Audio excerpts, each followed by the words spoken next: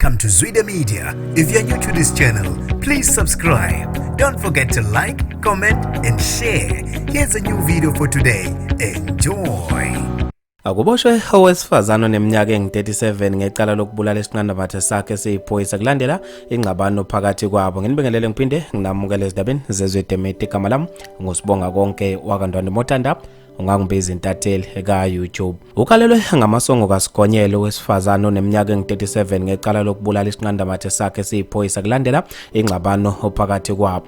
Okubikwa ukuthi umufi oneminyaka engu-50 wehlelwe yilomshophi ngesikhathi engekho emsebenzini. Kuvela ukuthi lezithandani behlezi ziphuza ndawonye endlini kaMsolo eSilatsha ekhanxulwa e-Eastern Cape. Okubikwa ukuthi ingxabano isuswa ukuthi umufi utshele uMsolo ukuthi ufuna ukuhamba aye kwenye indawo. Kubikwa ukuthi uMsolwa ube secasuka wasola umufi ngokuthi uhlose kuyobona enye intombi yakhe. Kube sekuqubuka ingxabano eholele ekutheni uMsolwa adonse isagila wabe esemshangasa umufi ekhanda emphindelela wagcina waze washona.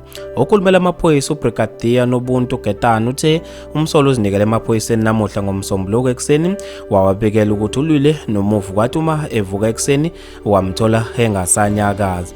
Amaphoyisa abesenekele endaweni yesigameka afica umufi elele ebheke phezulu enezingozi ekhanda elimele nasengalweni. uBrigadier Getana uthe uMsolwa ubekwe icala lokubulala nelokudukisa ukusebenza kwengalo yomthetho kanti uzovela enkantolo umaduze. Isagila esisetshenzisiwe ukubulala sibe sesithathwa ngamaphoyisa ngenhloso yokuba siyohlolwa. Abantu babe nokuphawula okwahlukahlukene ngaso lesigameka esibashiye bebambo ngezansi ezikhundleni zokuxhumana. Bafethu mina njengentatheleka ka-YouTube sengiphuma kanje ngithi awungibambe evidweni elandelayo.